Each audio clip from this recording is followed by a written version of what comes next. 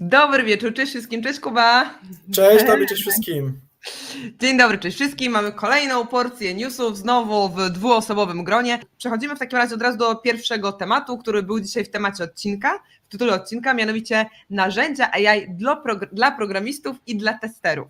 I to będzie pytanie skierowane do ciebie, po 3 nutkach od razu Kuba do ciebie, bo to głównie jest twoja domena, natomiast ja bym chciała tylko zaznaczyć wstęp, że widać, że to jest takie hasło, które jest często poszukiwane w Google i na YouTubie. Widać, że w branży IT, no po pierwsze mamy dostęp do informacji bardzo aktualnych na temat tego, jakie są narzędzia AI, no ale ty masz z pierwszej ręki informacje, które te narzędzia są najbardziej przetestowane, więc pytanie moje od razu kieruję do ciebie, co oprócz Copilota może być fajnym narzędziem, które wspiera pracę programisty? No, myślę, że nie będzie to zdziwieniem dla nikogo, jak powiem ChatGPT. To jest narzędzie uniwersalne i ono ma po prostu dużo zalet. Mam m.in. GPT-sy chociażby, o których myślę, że też w dalszej części sobie wspomnimy. No jeżeli mówimy o takich, że tak powiem, Copilot Grade Tools, czyli właśnie takich narzędzi copilotowych, bo tak generalnie się je nazywa, to możemy powiedzieć sobie oczywiście o GitHub Copilocie, który na przykład moim ulubionym specjalnie nie jest, ale jest jakaś opcja. A dlaczego nie jest taka ulubionym? A to zaraz Ci powiem, dlatego że powiem o moim bardziej ulubionym, który też tam gdzieś widziałem, że w notatkach zrobiłeś, więc Tabnine. Tabnine jest o tyle ciekawy, że działa podobnie do GitHub Copilota. Jeżeli ktoś korzystał tylko z Copilota, warto sobie sprawdzić, czy być może Tabnine nie będzie dla Was ciekawszy, dlatego że ma kilka takich feature'ów, które sprawiają, że po prostu praca jest łatwiejsza, jest szybsza i tak z informatycznego od razu na ludzki możemy sobie wybrać, z jakiego modelu korzystamy.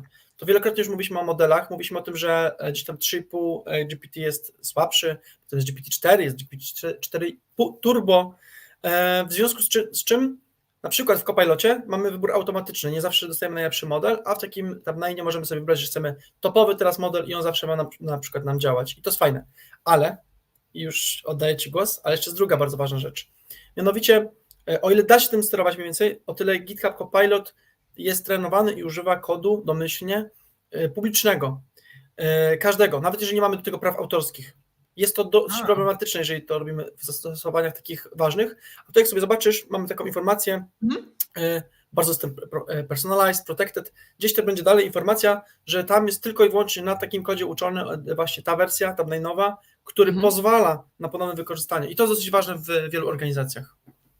Okej, dobra, czyli generalnie Tabnine będzie lepszy, w sensie tak jakby, dobra, do takiego do wykorzystania komercyjnego, jeżeli ktoś pracuje w firmie, w software house'ie, w firmie IT, to co jeszcze jest tą korzyścią, że ty wolisz tego Tabnine'a niż inne narzędzia? Tylko i wyłącznie to. To jest na końcu kwestia tego, na co organizacja się zgodzi i co bardziej organizacji pasuje. Jak opowiadałem Wam kilka tygodni temu, miałem szkolenie, właściwie serię szkoleń też zakończyłem dla dosyć sporej firmy, w której tam stwierdzono, że Copilot bardziej im siada, bo używają i tak GitHuba, bo jest to łatwiejsze do zarządzania z poziomu administracyjnego. Akurat dzisiaj, jak widzicie, znowu jestem w innym miejscu, to jest hotel znowu i dzisiaj też zaczynam serię szkoleń również dla dużej firmy, mam nadzieję, że będę mógł powiedzieć jakiej, ale to za jakiś czas. Pozdrawiam wszystkich, którzy oglądają, bo mówi, że będą oglądać, to pozdrawiam. Pozdrawiamy, cześć! Tak jest. I tutaj znowu większość osób stwierdziła, prawie właściwie jednogłośnie, że Tabnine bardziej im pasuje. Właśnie ze względu na to, że jest łatwiejszy w użyciu, plus to, że ten kod mamy pewność, że nie będzie ukradziony, po prostu mówiąc krótko, z jakiegoś innego miejsca. O, okej, dobra. A powiedziałeś, że Copilot plus różne rzeczy do Copilota, w sensie co konkretnie na przykład dla programistów może być przydatne w ramach Copilota? Możemy powiedzieć, że te wszystkie rozwiązania, one opierają się o kilka rzeczy. Taką mega podstawową rzeczą jest to, że mamy uzupełnienie składni. Każdy, kto programuje to, albo programował, to wie, że większość takich nowoczesnych edytorów podpowiada nam trochę kodu. Nie musimy pisać tego samemu, tylko nie mówcie naszym pracodawcom. Dobrze, się nie rozliczamy od Nie daj Boże się wyda, bo tego nie wiedzą. No nie daj Boże, dokładnie tak. I na przykład to też jest fajne, jak ktoś nie korzystał z takich narzędzi, uważa, że to strata pieniędzy, to Tabnine ma wersję darmową. Ona jest bardzo prosta, ale ona potrafi nam podpowiedzieć tam jakieś słowo, 2, 5, w zależności od tego, ile tam się uda. Ale w takich inteligentnych AI-owych rzeczach, i tego nikomu nie mówcie, to jest tak, że my możemy opisać w kodzie zrób to i kod się nam sam wygeneruje, a teraz zrób to i się nam generuje znowu jakiś kod. To jest podstawowe elementy narzędzi. Potem możemy sobie wchodzić jeszcze głębiej. Dodano i w jednym, i w drugim narzędziu, w Tabnine dosyć już jakiś czas temu, w Copilocie niedawno, kilka tygodni, może miesięcy temu, na pewno w tym roku to było, dodano czat. Czyli możemy po prostu mieć okienko czatu, kiedy programujemy, możemy zadawać pytania do naszego kodu, poprosić o wytłumaczenie, naprawienie jakiegoś błędu, więc to jest fajne.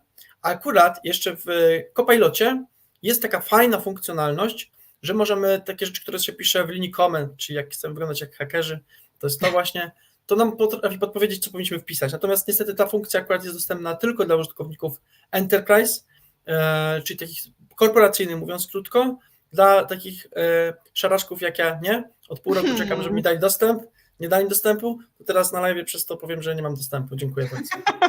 A moglibyśmy ich zareklamować bardziej, gdybyś miał dostęp. No i proszę. Właśnie, właśnie. Generalnie popsuli, nie? Tak jakby nie Tak. będę używała przekleństw, bo miałam nie przeklinać na YouTubie, więc źle zrobili. Powiem tylko Tak. Może tym razem nas nie zbanują. No na przykład.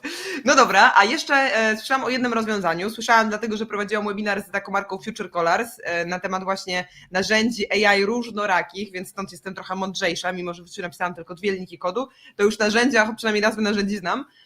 I jeszcze jest coś takiego jak Code Whisperer od Amazona. Pytanie, czy z tego ty korzystasz, czy no z racji tego, że na przykład nie pałasz miłością do środowiska AWS, to nie korzystasz? Jak to u ciebie wygląda? Czy Code Whisperer to jest dobre narzędzie, niedobre? Jak to oceniasz? Ciekawe, że to powiedziałaś, a ja nigdy sobie nie mówiłem. My już się rozumiemy, po prostu bez słów, tak. Bez słów, dokładnie. Nie pałam miłością do środowiska AWS, ani do pana Jeffa, ale generalnie jest to narzędzie też dobre i takich w ogóle copilotów jest dużo, bo też jest właśnie JetBrains, czyli taki producent czeski, swoją drogą jeden z największych na świecie oprogramowania dla programistów. Mają wbudowany w swój edytor też taki specjalny AI Assistant. Jak się nazywa? Natomiast bodajże AI Assistant, zaraz to mogę znaleźć. A ta firma się nazywa JetBrains.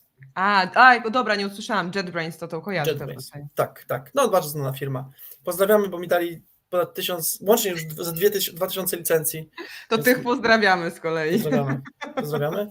Tak, natomiast faktycznie oni też mają swoje, jest dużo tych różnych rozwiązań. Powiedziałbym, że takie topowe 2 właśnie to są Copilot, natomiast ja na przykład właśnie prowadząc takie szkolenia, jak dzisiaj prowadzę, staram się pokazywać, że są różne rozwiązania, żeby każda firma mogła sobie wybrać najlepsze. Ja też to generalnie sugeruję, żeby się pobawić 2-3 takimi narzędziami i po prostu wybrać to, co jest dla nas najlepsze, a na końcu i tak wychodzi to, co zawsze, co my o tym już wielokrotnie mówiliśmy na naszych live'ach, a też to wczoraj powiedziałem uczestnikom na początku, mówię $20 to jest 100 miesięcznie, a ja mówię tak, najlepiej wydana 100 w moim życiu, wielokrotnie to mówiliśmy tutaj na naszych live'ach. No tak.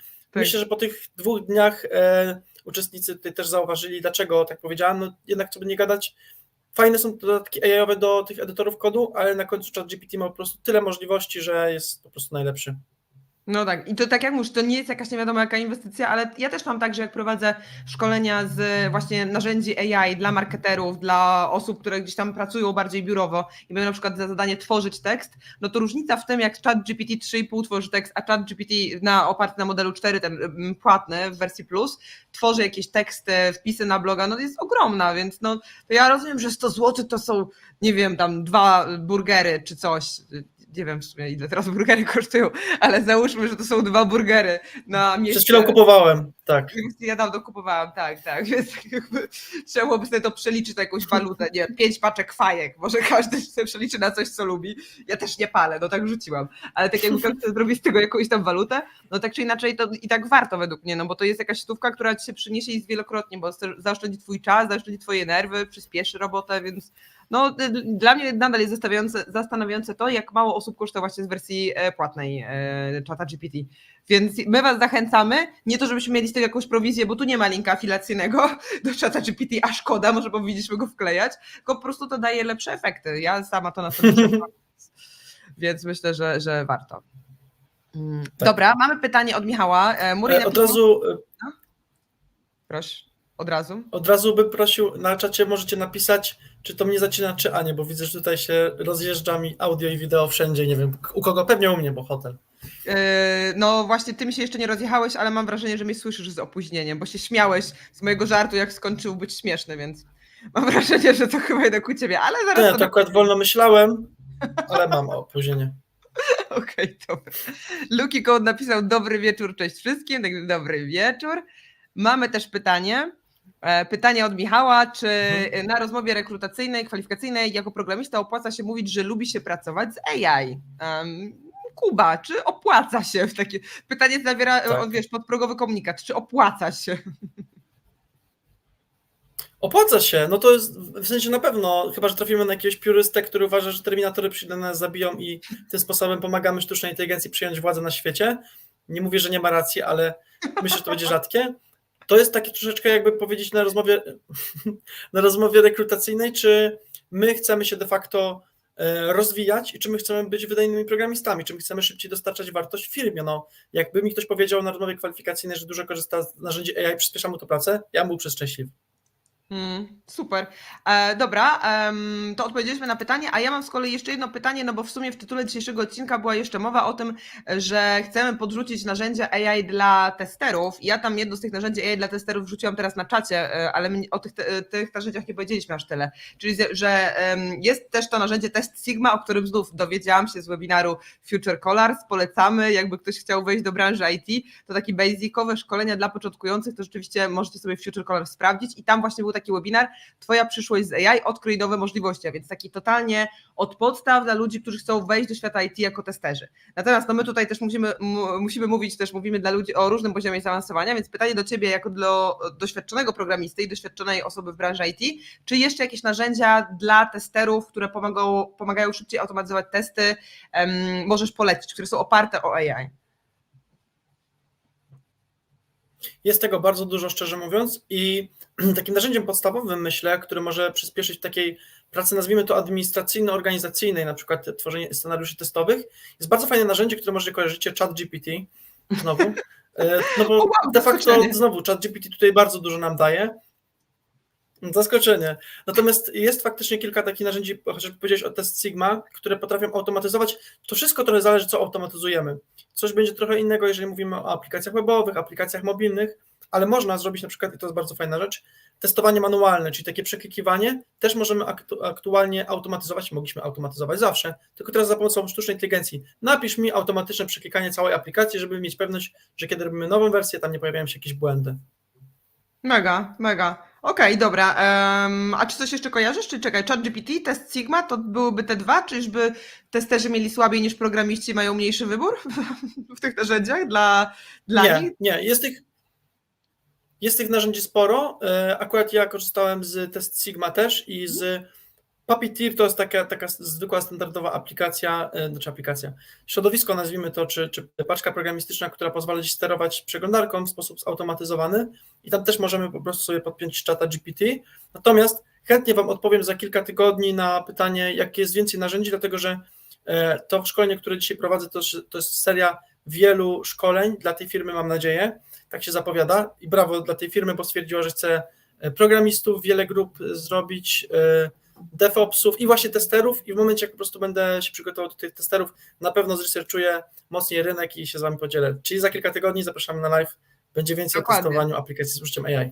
Czwartek 21, myślę, że w któryś z tych czwartków po prostu pogłębimy ten temat, no bo dzisiaj jako taki główny temat sobie wzięliśmy narzędzia AI dla programistów i testerów, ale też myślę, że to nie jest temat zamknięty, bo też jak ja robię sobie researche robię researche narzędzi AI dla właśnie marketerów, sprzedawców, dla właścicieli biznesu, no to co tydzień można by robić tak naprawdę nowego live'a tylko i wyłącznie na temat tuli. Tego jest po prostu potąd, więc no myślę, że spokojnie będziemy wracali z taką serią, jeżeli oczywiście tylko będziecie mieli takie pytania, jeżeli będzie taka ochota. Super. Bardzo fajne pytanie, Muri. No, wyświetlam. No, śmiało, możesz odpowiedzieć. O, chyba już nie mamy aż takiego laga. No, mamy. Jest dobrze. Okej, super. No to tak, bardzo fajne. Muri, czy to nie będzie tak, że sobie pracodawca pomyśli, że się będzie wysługiwał nam ktoś AI-em, zamiast samemu programować? Słuchajcie, na końcu ma być robota zrobiona i myślę, z perspektywy pracodawcy niefajne jest, jak ktoś powie, że na boku ma 3 inne prace, albo nie lubi logować czasu pracy, w sensie ja też nie lubię logować czasu pracy, ale to brzmi podejrzanie w rozmowie kwalifikacyjnej.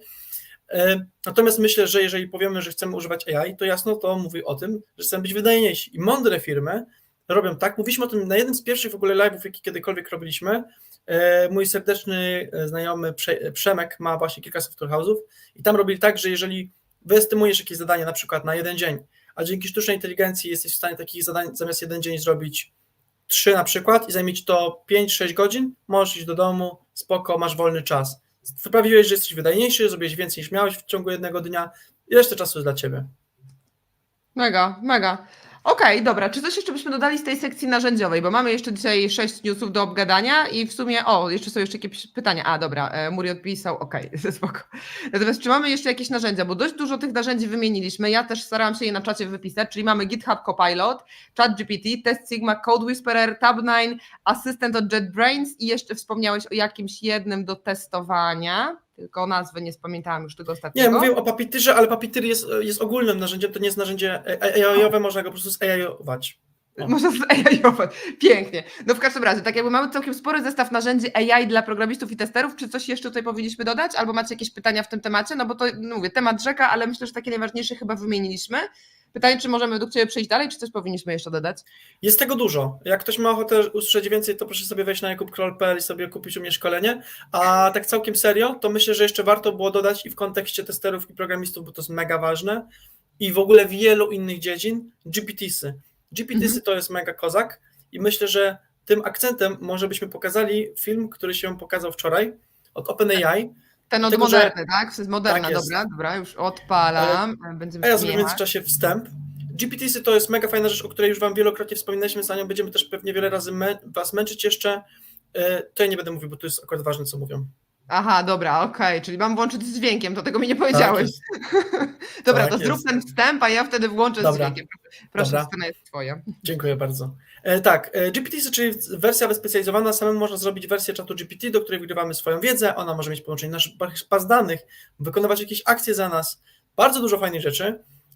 Między innymi o tym też Wam Ania opowiada w kontekście właśnie swojej przygody, stworzenia swojego awatara AI. Właśnie, musi nam Aniu więcej opowiedzieć, bo będziemy Ci gratulować wygranej w ogóle.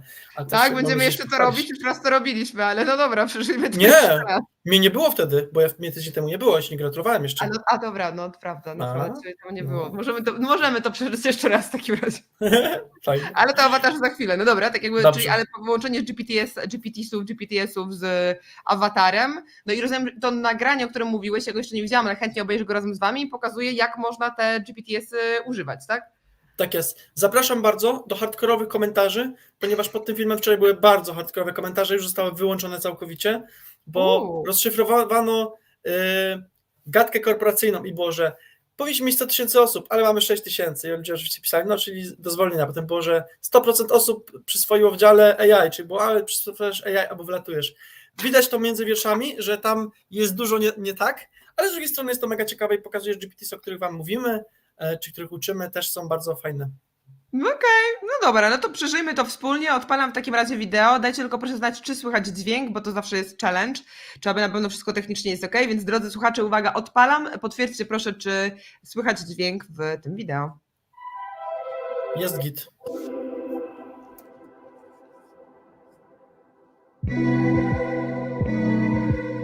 We believe very profoundly at Moderna that ChatGPT and what OpenAI is doing is going to change the world.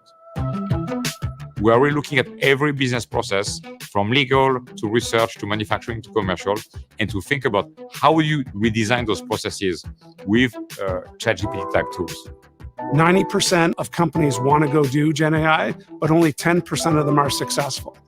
They haven't built the mechanisms of actually transforming your workforce to adopt new technology and new capabilities. We've been born as a platform company, and we think about our drug development as a platform. And with the onset of enterprise ChatGPT, these GPTs became embedded into the workflows of how our users are really using it. We're up to now 400 GPTs within 2 months, far more than what we expected. Some might be surprised that the legal department was the first department to wholly adopt ChatGPT here at Moderna. We have 100% adoption rate of ChatGPT and other generative AI large language models here in the company. Ja mam tylko takie pytanie, czemu ta pani się aż tak dziwnie uśmiecha? Bo została. Okej, bo to powiem Ci, akurat to już wyglądało trochę creepy, no ale dobra, lećmy dalej. 400 GPT. Fajny przykład tu będzie teraz użycia GPT-sa swoją drogą. No dobra, no to lećmy dalej w takim razie, ale już zaczynam wyłapywać to, co mówiłeś, tą korporacyjną umowę, a ten pani amerykański uśmiech do przesady to już był creepy. No ale dobra, lećmy z tym koksem. One of the GPTs that we're most excited about is called Contract Companion. You can upload the contract into the GPT, ask it for a quick high-level summary, or even ask specific questions. And what it enables the legal function to do is to focus our time and attention on those matters that are truly driving an impact for patients to allow us to deliver on our mission here at Moderna. DoseID GPT really allows us to take these large data sets of thousands of pages and input that into the GPT. It makes an optimal dose recommendation from thousands of pages of data. It provides supportive rationale for why we're picking a specific dose over other doses. It allows us to create customized visualizations so we can really understand the data. And it also allows the study team members to have a conversation with the GPT to analyze the data from multiple different angles. I think we're very lucky. W ogóle to było też ciekawe, że przez chwilę pojawiła się główna wyszukiwarka GPT-sów, w sensie publiczna, w sensie to oni korzystają z publicznych, czy w końcu mają swoje firmowe, bo to takie było... Swoje firmowe. Spodobali kilka swoich firmowych i już Tak, Ci powiem, zrozumiałam. to jest też fajna rzecz, którą pokazuję też właśnie jutro będę pokazywał na szkoleniu, ale to jest ogólnie super, jak się ma wersję Team albo Enterprise, no Enterprise to nie znam nikogo, bo to tam trzeba mieć 500 ludzi, ale w Team, że możesz udostępnić tylko dla swojej organizacji i wtedy każdy z organizacji ma dostęp do tego GPT-sa, super sprawa. Tak, no my tak mamy właśnie w Salesy, że my tak mamy, że właśnie mamy tylko i wyłącznie dla naszego zespołu nakarmione naszymi procedurami, checklistami, sposobem jak robimy strategie marketingowe, więc mamy takie nasze wewnętrzne, no ale też jak chcemy na zewnątrz udostępnić na przykład pod kątem tego awatara AI, no to jest tam jeden taki checkbox, który wystarczy, że przełączysz i można z tego zrobić też publiczny, no jeżeli ktoś chce ujawniać niektóre tajemnice firmowe, tak? Natomiast mnie teraz zdziwiło to, że oni mówili o tym, że najpierw że to jest 400 GPS-ów wewnątrz firmy, a teraz pokazują jakiś publiczny, więc... Wydaje mi się, że to nie jest publiczny, tylko wydaje mi się, że wyszukiwarcy są też widoczne twoje z organizacji. Ja tego też nigdy tak nie używałem, No ale właśnie. na to wygląda. Okej, oglądamy dalej, tam coś jeszcze jest No pasjonującego? pewnie. Będzie kilka ciekawych gatek korporacyjnych, najciekawsze przed nami. No, najciekawsze przed nami, no dobra, no to lecimy. Key as a company because we're going to launch 15 products in the next 5 years. But if you think about it, if we had to do it the old biopharmaceutical ways, we might need 100,000 people. Today, the company is less than 6,000 people. We really believe we can maximize our impact on patients with a few thousand people using technology and using AI so that we can scale the company. And so I'm very thankful for the entire OpenAI team and the time and engagement they have with our team so that together we can save more lives. Albo jak ktoś to skomentował na właśnie wcześniej Hollywood pod is tym filmem. obsessed with multiple Ja sobie, że mi się Normalny. reklama włączyła, moment, nie będzie słuchać, już teraz się słuchać. Już teraz się słuchać, dajesz. Do, ktoś to Mówię, że skomentował? właśnie ktoś tam też pisał właśnie wtedy, że save more lives trudno się save more money. No właśnie, to ostatnie call to action było dla mnie, czekaj, moment. O co chodzi? Czego to było, nie? O co tutaj chodzi? Nie, znaczy Moderna to jest firma farmaceutyczna, więc dobra, rozumiem tak jakby ideę wyższą, ale tutaj nie było wcześniej mowy o firmie, o misji, wizji firmy, tylko generalnie cały czas było o tym połączeniu zespołu z technologią, a tu z nienacka palnęli tą korpomowę rzeczywiście z tym, że save more lives. No, Tak, to jest tak jak mówią o pacjentach, że tam najważniejsi są pacjenci, też tam będzie pisali, najważniejsi są dla nas akcjonariusze. No jakby wiadomo jak to działa, no nie? Ale myślę, że jest to też na pewno ciekawe i myślę, że może to być zaskakujące dla wielu osób, że takie firmy, które robią poważne bardzo rzeczy, bo przecież szczepionki na COVID, kurczę, inne tego typu rzeczy. Już wiem, że nas oflaguje YouTube, trudno, ale były przecież robione przez Modernę, no to, że będą używali narzędzi na typu ChatGPT, no to chyba to świadczy o tym, że albo, że w tej firmie odbiło już całkiem, albo, że te narzędzia się do czegoś przydają, albo jedno i drugie. Możliwe, że jedno i drugie w takim razie. Okej, no ale to dobra, no to też ciekawy news w takim razie, tym bardziej, że ja tak jak Ci mówiłam, będę teraz na szkoleniu opowiadała o różnym zastosowaniu GPT-sów i to może być też fajna inspiracja, że 400 różnych GPT-sów było tam wykorzystanych. Spoko, okej. Tak. Ja też będę akurat teraz we wtorek miał szkolenie znowu z kancelarią prawną, też ciekawy w ogóle case i powiem szczerze, że w ogóle dużo prawników zaczyna właśnie używać do tego, co było tam pokazane. Wyobraźcie sobie to, nie wiem, czy ktokolwiek z Was miał, albo ile macie umów na miesiąc, które musicie przyglądać. Ty, Aniu, masz tego na pewno dużo, ja też mam tego mnóstwo. Kiedyś miałem oczywiście więcej. No i fajny jest pomysł, że wrzucasz po prostu PDF-a z kontraktem, a on Ci sam znajduje, jakie są najważniejsze punkty, jak to się ma na przykład do Twoich polityk firmowych. Mega przyspieszający czas.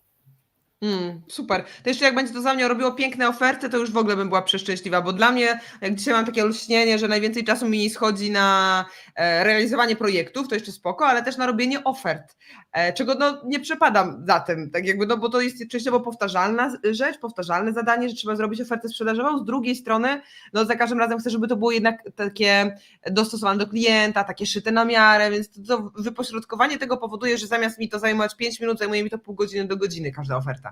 A jeszcze nie wiadomo, czy każda przejdzie. Więc jakby GPTS był od robienia ofert, jeszcze, że potem mi to włożyło w piękny szablon graficzny i żeby w ogóle to wypluło gotową ofertę, to już ja bym była przeszczęśliwa. Natomiast to pytanie, może ty coś wiesz, czy da się to... O, damy radę, okej, no to spoko. No zresztą tak, powiem tak, to się da zrobić.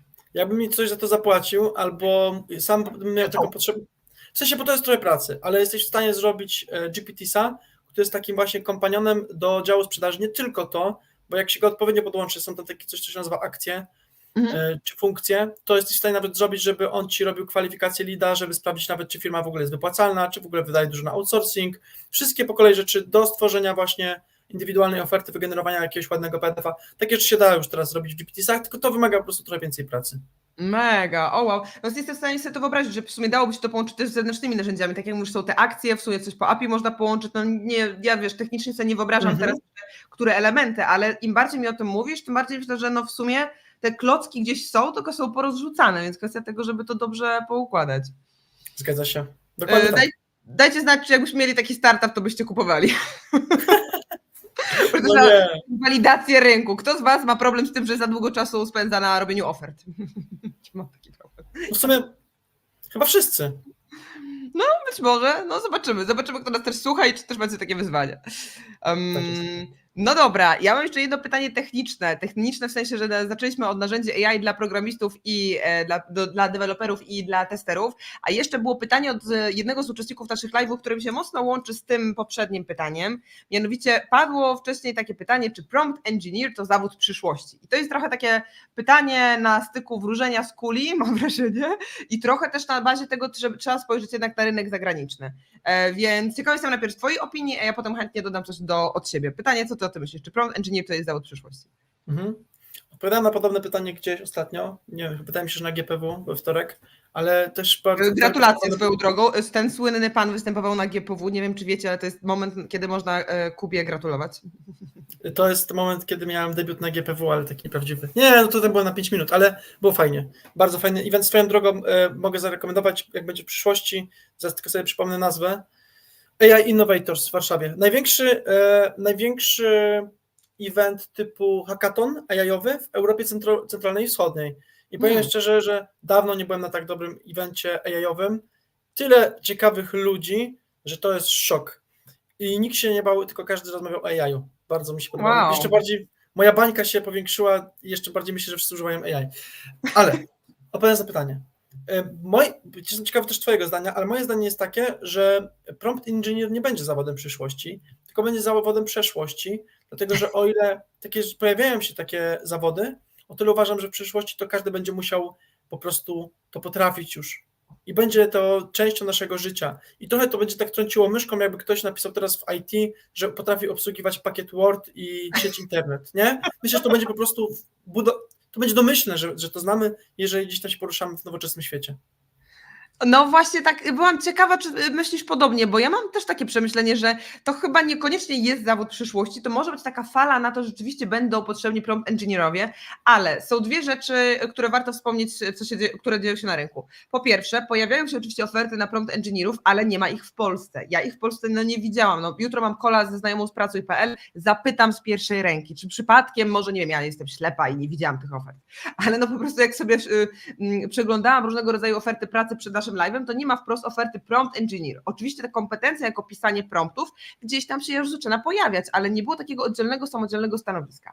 Na zachodzie konkretnie w Stanach widziałam, że są case'y, że jest taki zawód, że potrzeba takich ludzi, ale no umówmy się, to jest jednak trochę inny rynek, gdzie no w Stanach branża IT jest zdecydowanie bardziej rozwinięta, ma wiele lat, nie jest tak świeża branża tak jak w Polsce, więc być może tam ten zawód będzie przez pewien czas popularny, będzie na wznoszącej, ale potem tak jak mówisz, najprawdopodobniej to będzie taka kompetencja, którą każdy z nas będzie musiał potrafić, bo jak nie, no to nara, no pracodawcy mówią, że no wcale nie będziesz potrzebny, więc ja jestem dokładnie tego samego zdania co ty, że to nie jest zawód przyszłości, może być na to fala, ale no nie wiemy, czy to będzie fala na 2 lata, 3 lata, 5 lat, ale to nie będzie jako taki oddzielny zawód przyszłości, co nie zmienia faktu, że tak czy inaczej warto się uczyć promptowania, że warto uczyć się komunikacji z narzędziami AI, ale bezpośrednio z narzędziami AI, czyli tu jeszcze o jednym trendzie chciałam w Polsce powiedzieć z kolei, bo jest cała masa, znaczy może nie cała masa, jest jeden gość, nie będę mówiła imienia i nazwiska, ale daj mu na imię Mirek, bo ma na imię Mirek,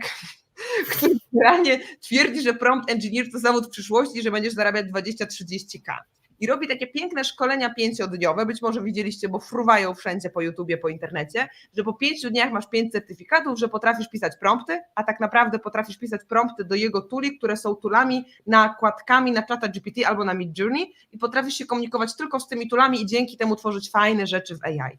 I to według mnie takie rzeczy to są mega słabe, no bo to nie jest uczenie się prompt engineeringu, to jest trochę uwstecznianie się, bo my korzystamy z czegoś prostszego, jakieś nakładki na ChatGPT, zamiast uczyć się samego ChatGPT, zamiast pójść na pełne szkolenie z promptowania do ChatGPT, zamiast nauczyć się konkretnych technik promptowania albo samemu coś sobie nawet potestować na zasadzie, wiesz, tu raz mi wyjdzie, raz mi nie wyjdzie, otworzyć sobie to w 2 okienkach i zobaczyć, gdzie mi wychodzi lepiej. Więc no, mamy taki duży rozstrzał, mam wrażenie, między na przykład Zachodem, między Stanami, a tym, co się dzieje na rynku polskim i to jest momentami przerażające. Nie? Tak jakby mnie to nie cieszy, że idą takie szkolenia, które zamiast uczyć promptowania do ChatGPT uczą jakichś innych kompetencji, które zaraz po prostu przejdą. Dosyć dziwne to jest, szczerze mówiąc, ale cóż. No, żyćko, nie? Tak jakby jesteśmy w Polsce. No dokładnie. O widzisz, Muri pisał, każdy będzie prompt inżynierem, ale będą ich trenerzy. No, To się zgadzam. To się Dobra. zgadzam. Jak z każdą umiejętnością, tak jak są trenerzy Worda i nie jest to głupie, bo jak ktoś potrafi robić zaawansowane rzeczy w Wordzie, to jest przekozak i robi niemożliwe rzeczy. Tak samo będzie, myślę, dużo trenerów też promptowania, to prawda. W sumie to też jest racja. Są trenerzy od Excela, przecież Kowalczyk i teraz zapomniałam chyba Michał. Pozdrawiamy, tak? Excellent Word, zapomniałam twojego imienia, przepraszam. Ale też ma zajebiste szkolenia, miałam nie przeklinać, ma świetne szkolenia z Excela, więc też ma na tym super biznes i widać, że ludzie cały czas tego potrzebują i to w małych, średnich firmach, a zwłaszcza w korpo. I tak samo jak mówisz, szkolenia z Worda czy z PowerPointa, no takie toole też będą potrzebne. Tak. Michał też pyta, Michał Go z kolei pyta, pytanie, czy promptowanie będzie jeszcze potrzebne w ogóle? No to pytanie, jak za 5-10 lat się to rozwinie, ale dopóki ChatGPT będzie potrzebny jako tool, no to promptowanie będzie potrzebne. Pytanie, czy nie wskoczy coś innego, nowego, no nie wiem, no w sensie ja myślę, że będzie potrzebne, ale to zobaczymy w jakim horyzoncie czasowym. Pytanie, jak ty myślisz? Ja myślę, że promptowanie to jest bardzo ciekawe podejście i pytanie. Ja myślę, że to można na ten temat w ogóle dyskusję urządzić, ale tak jakbym miał tak szybko odpowiedzieć, całe LLM-y zbliżają się do tego, żeby jak najbliżej podejść do tego, jak aktualnie się ludzie porozumiewają, żebyśmy nie musieli potrafić promptować.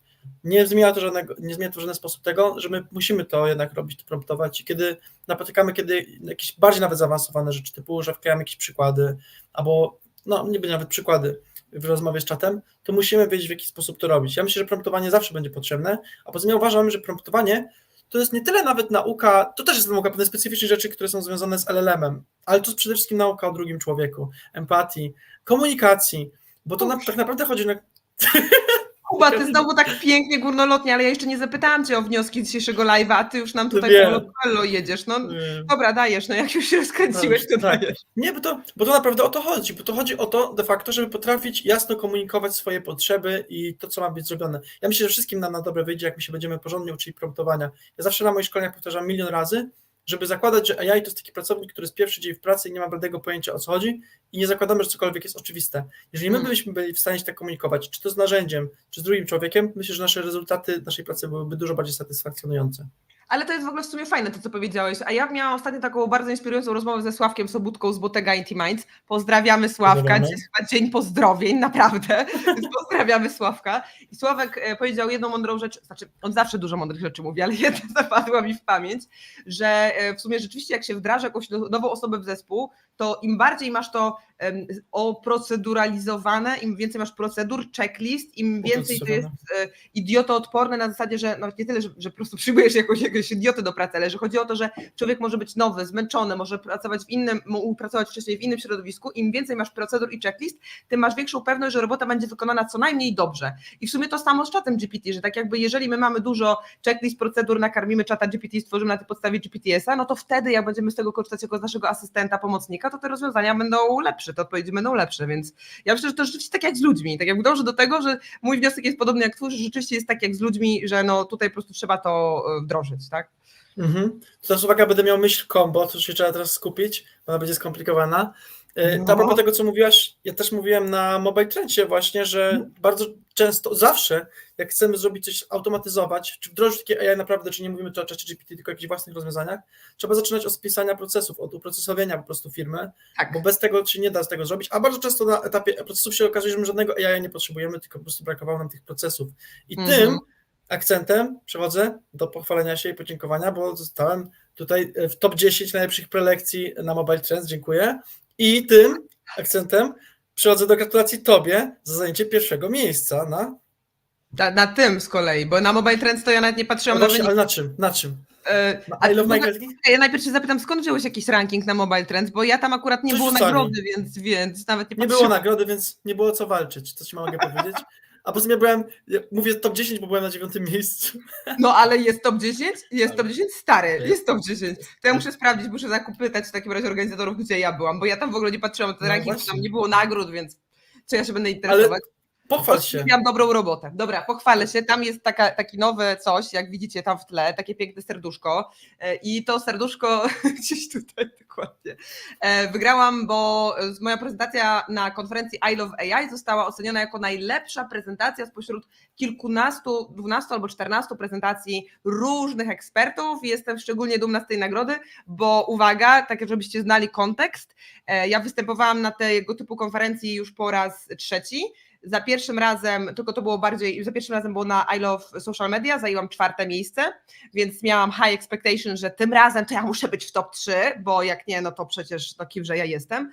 Więc na drugiej edycji zajęłam ostatnie miejsce, więc dostałam mocno po ego, że tak powiem, w związku z tym, że zajęłam ostatnie miejsce, byłam na szarym końcu i oczywiście w związku z tym był smutny post na LinkedInie, załamanie i tak dalej. I swoją drogą ten post miał jakieś 150 000 zasięgu na LinkedInie, z racji tego, że ja po prostu Smutek się sprzedaje.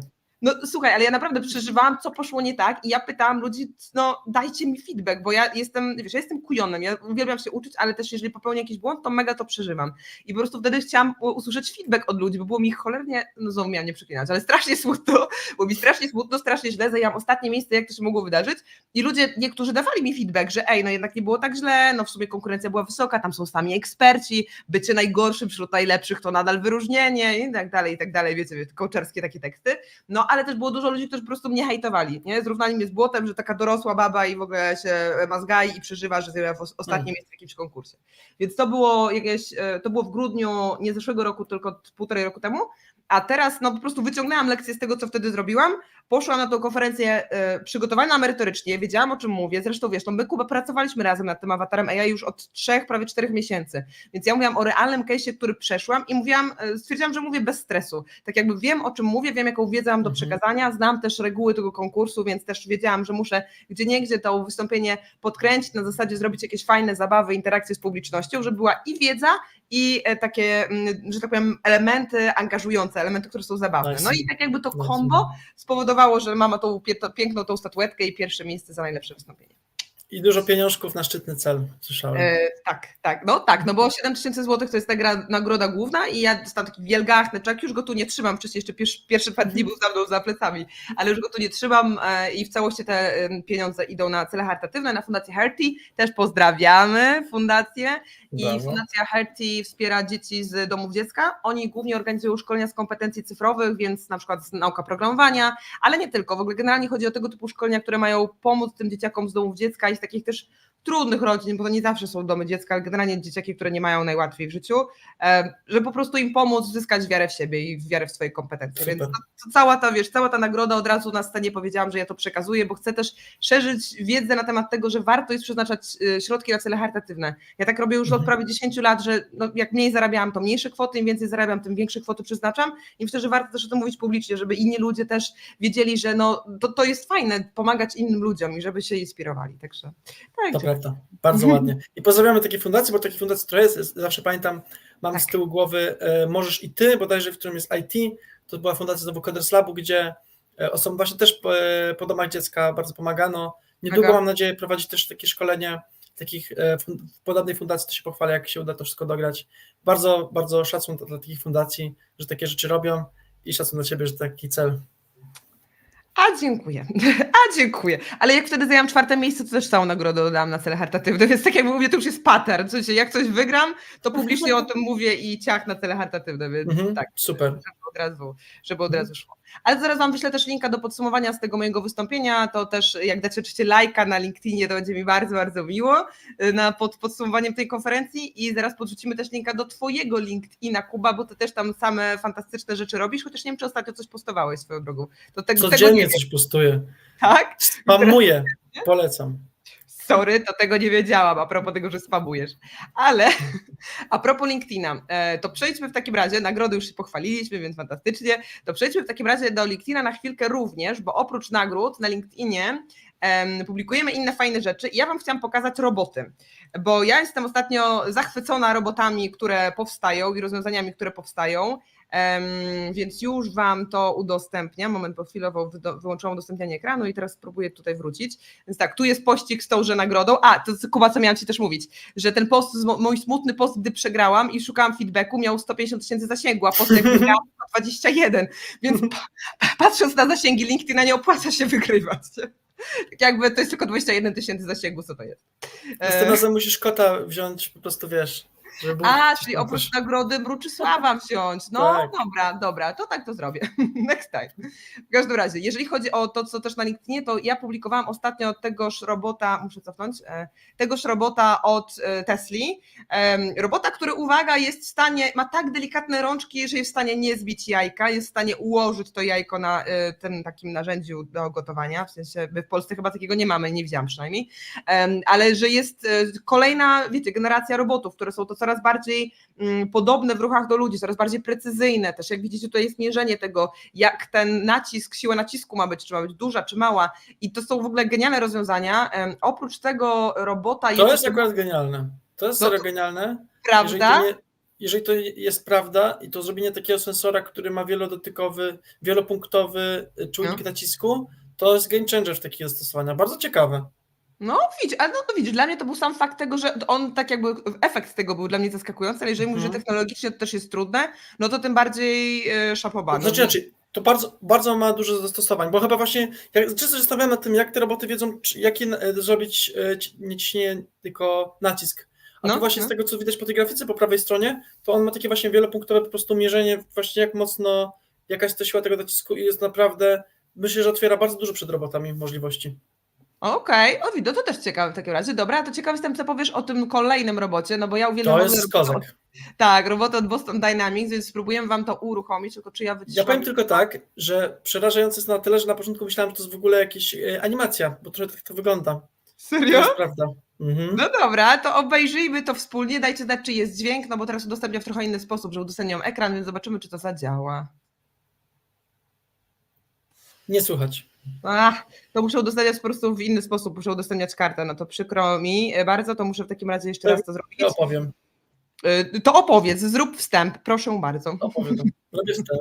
Tak, Boston Dynamics, oczywiście znani, lubiani z tych wszystkich robotów Atlas, natomiast porzucili stary projekt, tak to przynajmniej wygląda, i zrobili robota nowej generacji, który nie tylko ma już potrafić to, co potrafi człowiek, wspinać się po schodach, robić salta, no ja nie potrafię, ale niektórzy potrafią, ale ma również możliwość bycia terminatorem dosłownie. Jak go powalimy, to wstanie w każdej dziwnej pozie.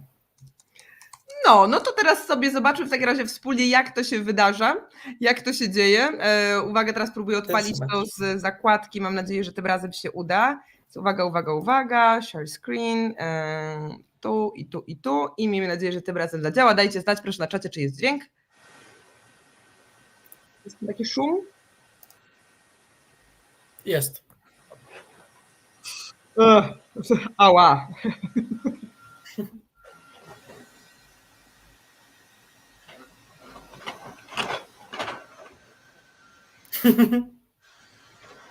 Creepy AF. O, właśnie. Okej, no dobra, ja to nagranie widziałam po raz pierwszy, dlatego moja mina jest taka, nie inna. Ja myślałam, że to jest dalej tak, jak te piękne atlasy tak tańczyły. Ja uwielbiałam te roboty, które tańczyły. O, słuchajcie, albo robiły salto, albo tańczyły.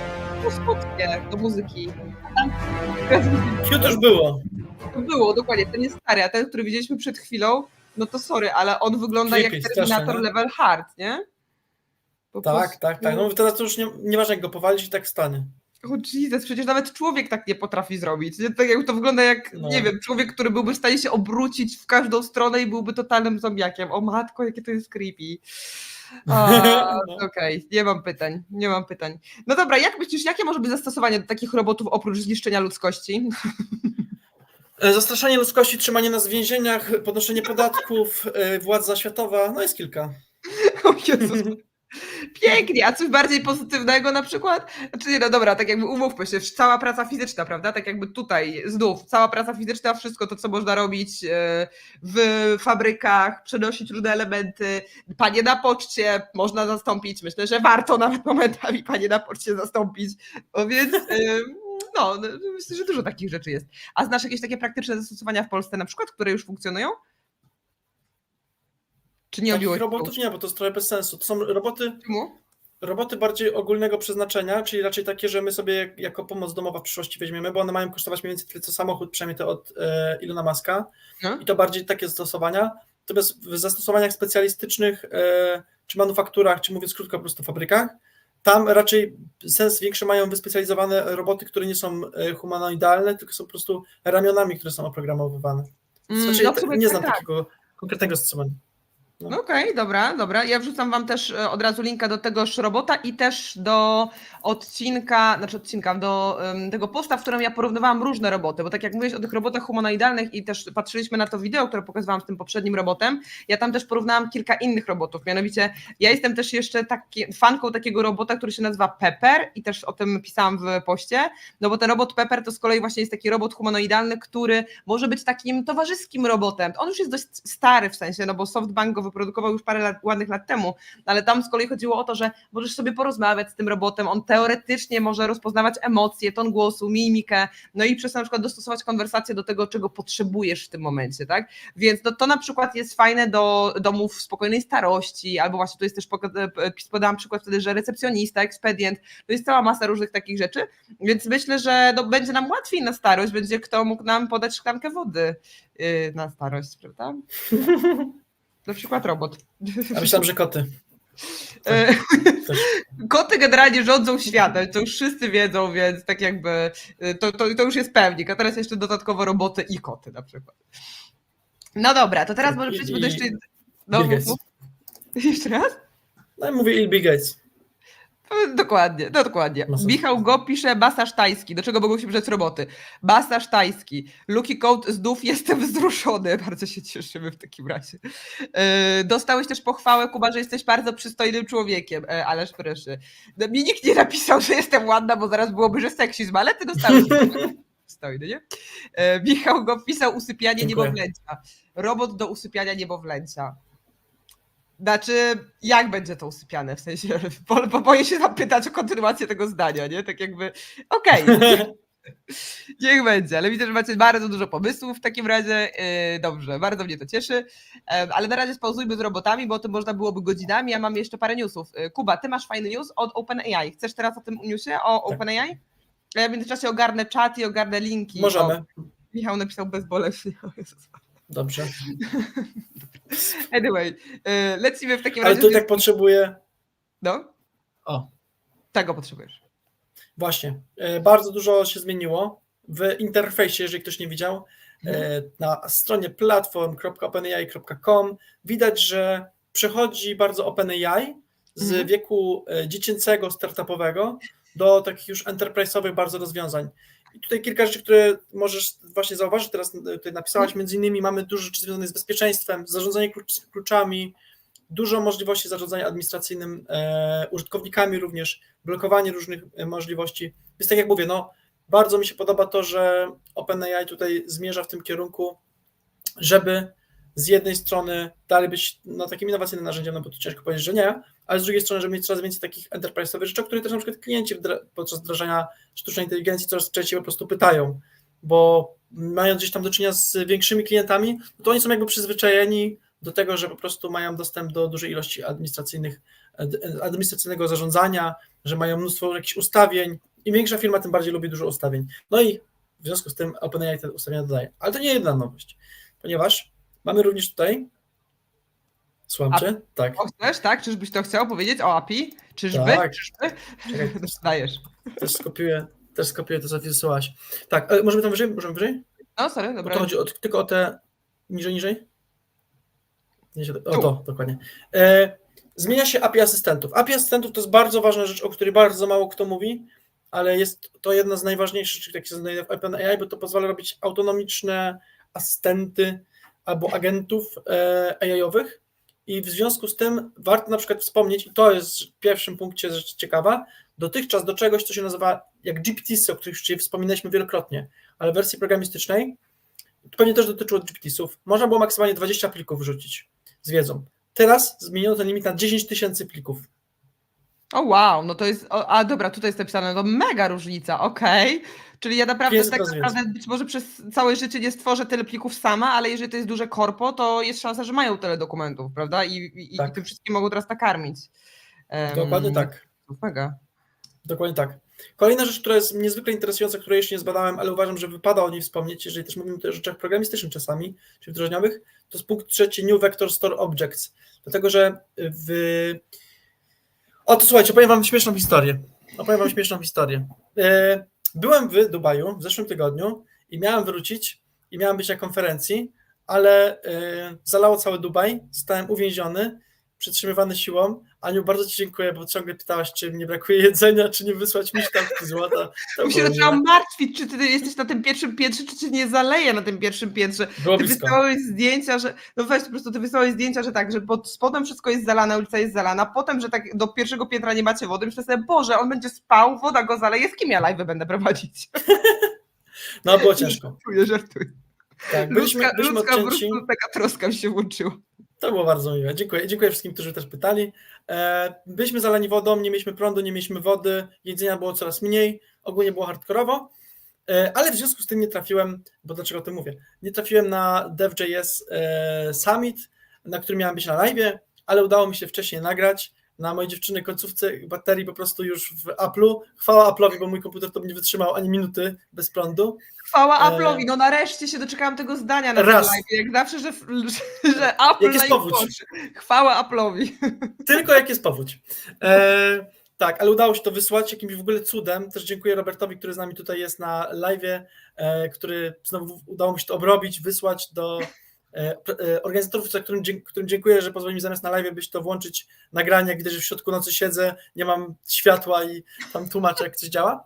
A tłumaczyłem właśnie wektorowe bazy danych, które są niezwykle ciekawe i właśnie chciałem nawiązać a propos tego newsa, że wektorowe bazy danych, które są bardzo ważne w sztucznej inteligencji, również pojawiają się teraz bezpośrednio w asystentach właśnie OpenAI. Mega. Ej, ale wytłumacz nam w takim razie, czym te wektorowe bazy danych są, chyba że masz link do tego nagrania z konferencji i tam to wyjaśniasz, to możemy podlinkować nagranie na przykład. Możemy. Żebym sobie obejrzał to w dłuższej formie. Wektorowe bazy danych to jest cheat, który pozwala nam zrobić coś takiego, że mamy możliwość nieograniczonego kontekstu właściwie, ponieważ sztuczna inteligencja może wyszukiwać w nieograniczonej ilości danych i może sobie wybierać kawałki danych, które są dla niej interesujące. W dużym skrócie. Technicznie to jest ciekawsze, zaraz znajdę i podlinkujemy faktycznie. Robert jak pisze, i tak było puszczone co innego, więc generalnie bardzo pozytywnie to napisał właśnie. Był duży chaos, tak, bo po prostu Robert zrobił wersję z edycją, a puścili wersję, zresztą zobaczycie po tej wersji, że no tylko to utnijcie, bo mi się źle teraz nagrało, to tutaj zróbcie wcięcie, ale puścili całe, nawet trudno. Udało się, to jest najważniejsze. I jeżeli kogoś to interesuje, w każdym razie to bardzo zachęcam, żeby sobie zobaczyć. Dokładnie tak. Myślę, że lepiej będzie podlinkować po prostu i gdzieś będziemy tutaj w czacie, albo też myślę pod całym odcinkiem te takie większe partie linkować, no bo potem ta historia czata znika, więc tak. Ale a propos czata i tego typu rzeczy, jak nas oglądacie na YouTubie, to dajcie teraz suba, to jest najwyższy czas, żeby dać suba i łapkę w górę. Subskrybujcie kanał Anna Pro, czyli mój. Subskrybujcie kanał Programistyczne Świry AI, czyli tego pana obok tego przystojniaka, jak to zostałeś dzisiaj określone, nie? Tak jakby o gustach się nie dyskutuje. Ja tam wolę mojego męża, ale jak ty jesteś przystojniak dla jednego z kolegów, niech mu będzie, nie? Jezus Maria, błagam cię. O, W każdym wrzuciłem razie linka, jak coś. łapka w górę, like, polecamy, dokładnie, subujemy. Dobrze, to teraz tak, to skoro, dzięki za to nagranie też u mnie na kanale zaraz wrzucę, tylko weź mi wrzuć w prywatnym czacie, bo tutaj mi się coś nie wyświetla jako edytowalny link. Robert pyta, czy ten kanał fajny, na którym są ploteczki IT, to u ciebie na ploteczki IT są u was, na Programistyczne Świry AI są Tak ploteczki jest, IT? też są. Prowadzi je Robert właśnie. Pytanie tendencyjne, no niech mu Tak, będzie. Pozdrawiamy, Robercie, cieszymy się, że jesteś z nami w takim razie i robisz autopromocję. No dobra, lećmy w takim razie z kolejnym newsem, bo jeszcze mamy parę newsów. Ja chciałam przejść do czegoś, co nawiązywaliśmy chyba 2 live'y temu, mianowicie, że tak powiem, zimna wojna na modele językowe nadal trwa. I tu jest konkretnie news, który tam wyszukał mój zespół z Computer World. Microsoft zapowiada nową linię małych modeli językowych. W sumie o małych modelach językowych mówiliśmy już kilkukrotnie, a 2 odcinki temu mówiliśmy w ogóle o tym, że cały czas się różne firmy prześcigają w tym, żeby wypuścić nowe modele albo nowe aktualizacje. Teraz z kolei Microsoft zapowiedział nową linię małych modeli językowych o nazwie Phi-3, w sumie tak powinienem czytać, Phi-3. Phi-3 Mini, właśnie jeszcze tak jakby jako model AI klasy podstawowej i dodatkowo tam też informacja jest napisana tutaj poniżej, jaką ilością danych zostało przeszkolone, czyli 3,8 miliarda parametrów, więc tak jakby to dla mnie jest kolejny element tej wojny między modelami, no bo kolejne prześciganie się, kto ile miliardów parametrów wykorzystał. No i tu jest znowu porównanie do Lamy, że Lama Model 3, który też właśnie te 2 tygodnie temu, jak robiliśmy live'a, była mowa, że ma być przeszkolony przy użyciu 700 miliardów parametrów. Tutaj było też, że Microsoft twierdzi, że mimo tej małej mocy, że będzie sobie ten model radził tak dobrze jak GPT-4 albo GPT-4 Turbo, więc no widzicie, znowu są te porównania między jednym modelem a drugim. No to dawaj, jaka jest twoja opinia, no bo tutaj wiesz, piękny znowu, że tak, kryptoreklama, piękny znowu przyszłość, pięknie opisywana, ale pytanie, jak to będzie naprawdę, technicznym okiem. Prosimy eksperta. Super. Jeszcze fajne pytanie od Muli, ale to zaraz. Tam jest napisane trochę inaczej, może to zostało źle zinterpretowane, ale ogólnie Microsoft nie chce walczyć z GPT-4, bo to nie o to chodzi. To ma być mały model językowy. I to też mówiliśmy wielokrotnie o tych małych modelach językowych. To ma być rozwiązanie bolączek dużych modeli językowych, czyli to, że zabierają tyle prądu, że jak faktycznie was przekonamy, żebyście korzystali z czatu GPT, to nie będziecie mieć prądu, albo będzie jak w Korei Północnej, będzie przez godzinę dziennie. Więc po prostu dużo prądu to zużywa, nie? Bardzo dużo sprzętu potrzebne jest do obsługi dużych modeli językowych. Małe mają być na tyle mikro, że są w stanie pewne proste rzeczy wykonywać bezpośrednio na naszych urządzeniach mobilnych, nawet na zegarkach docelowo. Jest to o tyle dobre i o tyle fajne, że one nie są absolutnie tak inteligentne jak najsłabsze duże modele językowe, ale pewne podstawowe funkcje, jak na przykład klasyfikacja pewnych treści, może być zrobiona przez mały model językowy. W ramach tego, ciekawostka, tylko u nas zawsze najnowsze, świeże fakty, ploteczki też. Podobno w Galaxy S24 5, bo teraz wyszło S24 z tym AI-em, oczywiście wszystkim mówił Samsung, że AI fajna, ale się okazało, że muszą z tego AI mnóstwo płacić, bo te dane są do chmury wysyłane. I chcą faktycznie w 25 również postawić na małe modele językowe, po to, żeby więcej operacji się działo bezpośrednio na telefonie.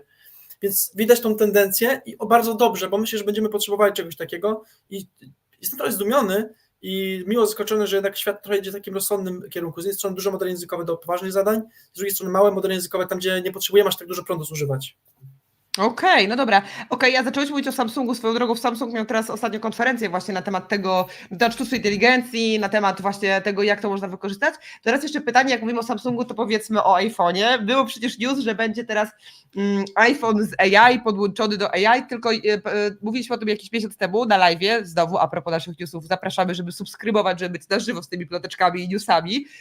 I tam wtedy była mowa, że Apple wchodzi w współpracę albo z OpenAI, albo z Boże, teraz zapomniałam, z którą tą drugą firmą, albo z kimś jeszcze. Ale pytanie, czy na przykład według Ciebie rzeczywiście będzie tak, że te współprace będą następować, czyli każdy producent telefonów będzie musiał wejść we współpracę z jakimś dodatkową firmą, dodatkowym partnerem, żeby na przykład rzeczywiście obsługiwać AI, czy może na przykład, tak jak mówiliśmy o tym Apple, o rozwiązaniach od Apple'a, że niedługo w Siri będzie AI, ale może ich własne? No pytanie, jak Ty to widzisz? To jest bardzo ciekawe. A propos, wiemy na pewno, że w Samsungu jest użyty Gemini Pro. A to właśnie to jest chyba tam jeszcze była mowa o współpracy. Tak, i chyba Nano. Apple to jest w ogóle ciekawa saga, bo mówiliśmy wam na początku, że dawno temu już wam mówiliśmy, że Apple tam $10 miliardów wyda na swoje AI. Potem niedawno, tak jak mówisz, około miesiąc temu, myślę półtorej, powiedzieliśmy, że jednak zrezygnują z tego i jednak będzie partnerstwo z OpenAI. Być może z Gemini, akurat tego tak dokładnie pamiętam. A ja pamiętam, że mi się rzucił ostatnio plotka znowu na temat, że jednak będą mieć swoje AI. Więc to jest taka niekończąca się saga i ciężko mi w tym wszystkim do końca złapać, jak to tak naprawdę będzie, bo tak jak rozmawialiśmy na tym live półtorej miesiąca temu, ja trochę nie uważam, żeby Apple nie miał pieniędzy na zrobienie swoich własnych AI-ów, ewentualnie to, co może być, i tu bym się nie zdziwił, że chcą jednak nie być z tyłu, zrobią jakieś partnerstwo, a potem po roku, dwóch kopną ich w dupę za przeproszeniem, tak jak Intela i zrobią coś swojego lepszego. No bo jakby stać na to Apple'a, nie? Generalnie. No w sumie to racja, ale to jest często story Doliny Krzemowej, że jest jakieś partnerstwo, no zwykle z małym startupem, jakimś małym żuczkiem, że jest jakieś partnerstwo z małym startupem i dużym gigantem i przez pewien czas to się kręci, a potem ktoś kogoś, tak jak mówisz, kopnie w zad i się kończy tak dramatycznie dla tego małego startupu, więc romantyczna wizja tego, to kiedyś Miłosz Brzeziński bardzo fajnie porównał, że jak ktoś jest startupowcem, to dochodzi w pewnym momencie do takiego momentu, że albo ma do wyboru opcję A, czyli romantyczną wizję kontynuowania rozwoju swojego startupu i walki z dużym gigantem, trochę tak jak Dawid z Goliatem, więc może liczyć na to, że wygra, a może po prostu się pogodzić z tym, że go muszą wykupić i zakończy wtedy pracę nad tym swoim dzieckiem, nad tym swoim startupem, więc no właśnie myślę, że tutaj dużo będzie takich historii, będzie dużo takich newsów, o których możemy opowiadać, więc będzie o czym gadać. Natomiast dlatego tym bardziej dla mnie ciekawa jest historia nadal OpenAI, który jest dokładnie taką historią. Mamy OpenAI, który jest startupem, który miał być najpierw w ogóle niekoniecznie nastawiony na zysk, prawda, który no, nie miał działań profitowych, no teraz już tam się wiadomo, chyba pozmieniało. I jest Microsoft, wielka firma, wielkie korpo, które jakby chcieli, to mogliby w każdym momencie ich odciąć od źródełka, a jednak to nadal trwa, więc dla mnie na przykład to, że my ciągle mamy jak mówić o OpenAI, o ChatGPT jest trochę zaskakujące, patrząc na te wszystkie inne poprzednie historie w Dolinie Krzemowej. To prawda. No ale to wiemy dobrze, że nie robią tego ludzie, którzy się rzucili z motyką na księdza, że rzucili się, ale wiedzą, co robią i są wyjadaczami w branży. I pamiętajmy, jest takie przysłowie, nowe przysłowie dzisiaj wymyślam, które, uwaga, będzie mniej więcej tak, że na wojnie AI i tak zawsze na końcu wygrywa Microsoft. No bo de facto jakby... Dobre. Bo de facto no tak jest, jakby oni trochę mają to gdzieś, inwestują we wszystkich, we wszystko, ze wszystkimi współpracują, swoje własne działy też mają, które właśnie, tak jak mówiliśmy a propos sagi fantastycznej, którą tutaj relacjonowaliśmy dawać codziennie z OpenAI, już wtedy mówili, że i tak w sumie Microsoft i tak robi swoją oddział, ale oni przecież nie chcą konkurować, oni właśnie robią te małe modele językowe, no genialny GigaChat Move tutaj, przecież oni grają na tyle frontów. Pamiętamy zresztą, że dosyć też niedawno, w świecie AI dawno, ale w tym roku, gdzieś na początku chyba, właśnie CEO Microsoftu, Satya Nadella, powiedział coś w stylu, że my mamy i tak prawa autorskie, mamy dane, mamy serwery, jak OpenAI upadnie, to i tak możemy sobie to sami robić.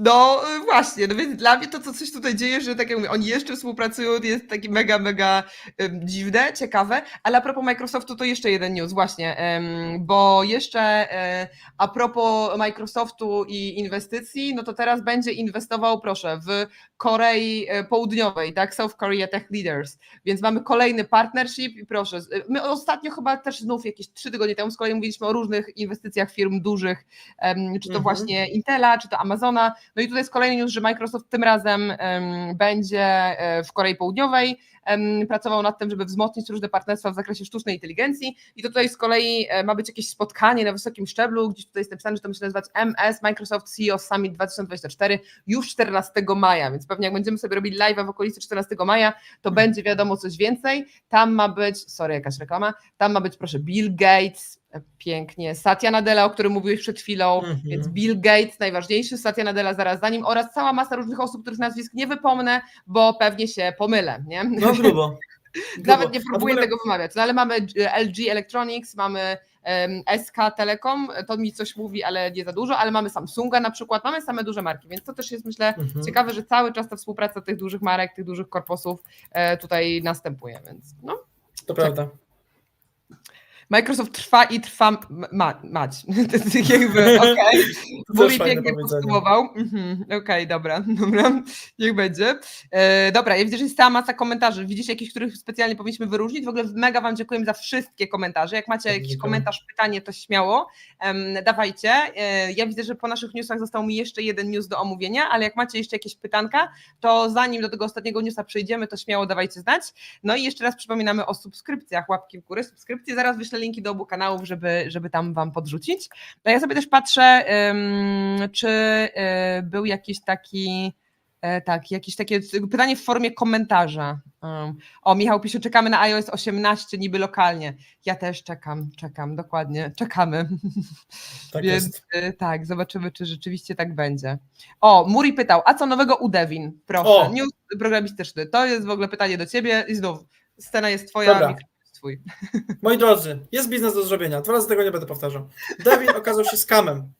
Prawdopodobnie. What? Już przyznali już, że to nie Co? działa. Ale powtórz to jeszcze raz, jak to? Devin okazał się skamem? Naprawdę? Tak. To o czym my tam gadaliśmy na tym live'ie wtedy Że- przez 15 minut? Co nie? Ale Bez mówiliśmy, sensu, że może to być marnowałem skam. 15 minut mojego życia, wychodzę stąd. Ale tam, nie, przecież mówiliśmy, że to może być tylko po to, żeby zdobyć pieniądze od inwestorów. Okazało Tak. się niesamowite, że to było po to, żeby zdobyć pieniądze inwestorów. Film był zmontowany, wcale tak nie potrafią zrobić tego, ale słuchajcie, ja chyba mam pomysł, jak to zrobić, żeby to działało. Nie jest to aż takie trudne, żeby zrobić automatycznego AI-owego programistę.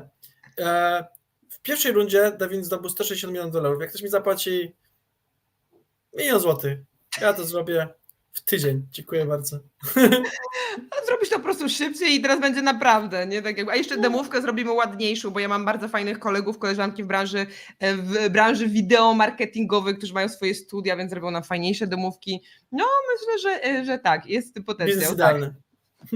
Okej, ale to w ogóle niesamowite, no zobaczcie, tyle się dzieje w tym świecie AI i jeszcze ile skamów może być po drodze, przecież my co jakiś czas omawiamy coś, co już na Będzie pierwszy dużo. rzut oka pachnie, trąci skamem, więc to tak jakby tu kolejna rzecz, która niestety tym skamem Tak. się okazała. O proszę, Muri pisze, no co ty, moja reakcja była taka sama. Rozumiem rozżalenie, poziom rozżalenia Michała, ja też mniej więcej tak na to zareagowałam. Myślałam, że mój mąż będzie miał dla mnie więcej czasu, a okazuje się, że nie, że dalej będzie kodował. No i proszę. Tak, bo na pewno by wtedy nie kodował więcej. No w sumie i tak by kodował tylko 3 razy szybciej albo 10 razy szybciej, no ale już Kuba, robisz to rozwiązanie, może będzie, Problem się sam rozwiąże. tak dokładnie, już nie będę kontynuowała tego tematu w takim razie, ale może rzeczywiście problem rozwiąże się sam. No dobra, czy macie jeszcze jakieś pytania? Dawajcie znać, czy macie jeszcze jakieś pytania, czy macie jeszcze jakieś komentarze, co jeszcze byście chcieli wiedzieć. Jakbyście potrzebowali jakiegoś szkolenia z AI zaawansowanego, technicznego dla programistów, dla testerów, to tenże pan, który obok mnie siedzi, czyli Jakub Król, ma na tej stronie jakubkról.pl ma informacje właśnie o swoich szkoleniach. Ja oddzielnej zakładki o swoich szkoleniach z AI nie mam, ale chyba to jest najwyższa pora, żeby ją zrobić. Natomiast jak wejdziecie na tak. stronkę meet.annapro.pl, to możecie się umówić ze mną na spotkanie, gdzie sobie możemy pogadać o szkoleniu z promptowania dla waszego działu marketingu, działu sprzedaży, czy po prostu dla działu takiego, który ma pracę taką związaną z tworzeniem tekstu, bo to mnie najbardziej jara, albo z tworzeniem awatarów AI, no bo teraz w sumie ten awatar AI mogę powiedzieć jako case, tak jakby jak to stworzyliśmy z Kubą, z Patrykiem, z moim zespołem, jak to w ogóle wygląda, więc jak wejdziecie sobie na meet.annapro.pl, to tam jest do dyspozycji mój kalendarz, który niestety w kwietniu terminów już nie ma, bo po prostu mam zawalony kalendarz spotkaniami dzień po dniu, ale być może w maju się znajdzie jakiś wspólny temat na współpracę, więc śmiało wbijajcie. Może akurat uda się zrobić jakiś fajny partnership albo fajne szkolenie dla waszego teamu. Także też już wam Krótko to mówiąc, wkleję. spieszcie się bukować terminy z Anią, tak szybko znikają. To jest prawda, to jest prawda. Ostatnio do mnie klientka napisała, ty, chyba kalendarz ci się popsuł, bo wchodzę, są terminy, po pół godziny nie ma na ten dzień terminu. Ja mówię, no nie, to nie, kalendarz się nie popsuje, tak po prostu wygląda Takie mój kalendarz. życie. Zwłaszcza jak jest typu, wiesz, event typu I love marketing, I love AI, występuje i potem te terminy schodzą bardzo szybko na przykład. I tylko jeżeli ktoś ma szczęście, że coś na przykład Tak. wypadnie, to może się jakimś cudem umówić w danym tygodniu, ale zwykle tak z 2-tygodniowym wyprzedzeniem trzeba się umawiać, więc żyćko, wiadomo. No dobra, Muri pytał też, czy aktualnie GPT-4 dla programisty jest najlepsze? Zacznijmy od tego, że lepsze jest GPT-4 Turbo od GPT-4, tak w ogóle, ale rozumiem, że pytanie jest szersze i dotyczy różnych modeli językowych. No mamy tego trochę, mamy przecież Gemini, mamy w sumie dużo, mamy teraz tych modeli językowych, ale odpowiadając w skrócie, zazwyczaj jest najlepszy, tak. A jeszcze jak używamy do tego, no bo jakby tutaj nie tylko chodzi o sam model językowy, trzeba wziąć pod uwagę cały tooling. Właśnie sęk w tym, że jak używamy takiego czatu GPT, mamy na przykład te nasze GPTsy, to sorry, ale to jest taki killer feature, że nawet gdybyśmy mieli tam informację, że jakiś tam Mistral nowy, czy tam jakiś właśnie Gemini, czy Llama może, zobaczymy, jest 3%, 5% lepsze w kodowaniu, jakby co z tego, skoro do GPT-sa swojego mogę wrzucić całą dokumentację kodu i on już ją zna po minucie, no jakby come on. No, bez kitu. No widzicie, macie prostą odpowiedź, tak jakby nie musicie szukać, Kuba wam dał bardzo, bardzo prostą odpowiedź. No dobrze, czy jeszcze jakieś pytania tam się wcześniej pojawiły? Chyba pytań nie widziałem. Chyba nie chodzi, oprócz pytania Michała, kiedy sen? Za chwilę, mamy jeszcze jednego newsa, w takim razie polecimy z tym jednym newsem i już pomału będziemy się w ramiona Morfeusza skłaniać. Jak to było z tym pięknym powiedzeniem? Morfeusza. Teraz ja próbowałam rzucić czymś mądrym, ale tym razem mi nie wyszło. Anyway, wracam z ostatnim newsem w takim razie, bo news jest taki bardziej, bym powiedziała, prospołeczny, więc wrzucam wam akcję społeczną, o której pisał Nowy Marketing, czyli Alicja w krainie mam. Więc już w momencie udostępniam wam ekran. Sztuczna inteligencja pomaga uwrażliwiać Polki na temat depresji poporodowej, więc zobaczcie, AI może zrobić też coś dobrego, więc mamy tutaj informację, że Fundacja Zdrowego Postępu zainicjowała stworzenie postaci wirtualnej młodej mamy, które instagramowe konto już śledzi kilka tysięcy osób. Dla osób, które być może nie kojarzą tematu, generalnie chodzi o to, że chcą uświadamiać postaci takiej sztucznej postaci, chcą uświadamiać to, że to życie nie zawsze jest takie cukierkowe i macierzyństwo jest w ogóle idealne. No nie wiem, no ja dzieci jeszcze nie mam, więc ciężko mi stwierdzić, czy jest, czy nie jest, ale tutaj bardzo fajnie uświadamiają, że mamy na pozór idealne życie matki instagramerki, i mamy kolejne konto parentingowe, wiecie, słodkie w ogóle ubranka, słodkie maluszki, a tak naprawdę okazuje się, że pod spodem jest czasami poważny problem, bo depresja poporodowa dotyka naprawdę bardzo dużo kobiet. Tu jest nawet napisane, że nawet 19% młodych kobiet, z czego 50% nie zgłasza się z objawami do specjalisty, więc no to jest, myślę, dużo. Według mnie też te szacunki mogą być nawet wręcz niedoszacowane, no bo patrząc na to, jak w Polsce komunikujemy tematy zdrowia psychicznego, to po prostu dużo ludzi może się do tego nie przyznawać albo przyzna się po jakimś czasie, więc tak, więc tutaj też są fajne rzeczy, gdzie AI może pomóc na przykład z jakimiś kampaniami marketingowymi, kampaniami społecznymi, tak jak widzicie tutaj związanymi też z celami takimi po prostu prozdrowotnymi. Także to też zachęcam wam, żeby sobie sprawdzić, jeżeli ktoś z was chce sprawdzić jakieś case'y takie bardziej marketingowe, do czego można AI wykorzystać w ramach takich kampanii. To tak nie AI-owo, ale w ogóle bardzo lubię takie konta, takich ludzi, może nie mówmy konta, bo to per konta to tak mogliśmy sobie oświecimy mówić, przepraszam, ale jakby ludzie właśnie, którzy udowadniają, że życie to nie są social media i w dobie całego Instagrama fajne jest pokazywanie, że jest życie prawdziwe, fajne jest to, o czym powiedziałaś. Mi się to bardzo skojarzyło z takimi influencerami, którzy są związani z branżą fitness, którzy też bardzo często o tym mówią, że bardzo nierealistyczne są te oczekiwania na przykład budowane przez różne osoby, gdzie często są gdzieś tam wzmacniane w odpowiedni sposób, czy nawet światłem. I bardzo mi się to podoba, takie nagłaśnienie, czym jest prawda. I tym bardziej to, co pokazałaś, jest super, no bo w kontekście tych influencerek, o których mówiliśmy, AI-owych, żeby sprzedawać konta na OnlyFansie, zrobienie AI-owych postaci, które ma nam pokazać, że życie prawdziwe bywa ciężkie, jest super fajne. Ej, ale to w sumie też to jest bardzo tak nostalgicznie sobie dzięki temu zakończymy pomału tego live'a, no bo rzeczywiście gadamy często o tym, że no właśnie te konta na OnlyFansie, czy na przykład różnego rodzaju rozwiązania, gdzie w Midjourney, czy w tych wszystkich narzędziach, czy DALL-E, czy wszystkich narzędziach Generative AI do grafiki są wykorzystywane do tego, żeby tworzyć jakieś idealne postacie, albo panie do towarzystwa, albo GPTs, który dosłownie nazywa się kilkaset GPTs-ów, które nazywają się Your Virtual Friend, Your Virtual Girlfriend, czyli znowu tworzenie takiej bańki, że możemy być samotni, ale w sumie AI może z nami rozmawiać, więc nie jesteśmy aż tacy samotni. To o tym wielokrotnie gadaliśmy, że to no według mnie jest po prostu słabe, że lepiej inaczej rozwiązać problem samotności, na przykład gadając z drugim człowiekiem, ale dla przeciwwagi mamy właśnie takie rozwiązania jak te, które pokazują, że no AI może zrobić coś dobrego, na przykład właśnie taką kampanię uświadamiającą, więc no myślę, że tak. Uwaga, standardowe pytanie. Jakaś złota myśl na zakończenie dzisiejszego live'a? Co od ciebie? Uczmy się być empatyczni, uczmy się być komunikatywni, będziemy się mogli lepiej porozmawiać ze sztuczną inteligencją, i z naszymi dziećmi, żeby one miały lepszą przyszłość niż my. Dziękuję. O matko, po prostu coraz lepszy w to jesteś, po prostu nie mogę. Dobrze, no to nic dodać, nic ująć w takim razie. Empatia niech będzie z wami, zatem niech będzie z nami wszystkimi. Trzymajcie się ciepło, dobrego wieczoru wam życzymy. Cześć, cześć. Pa!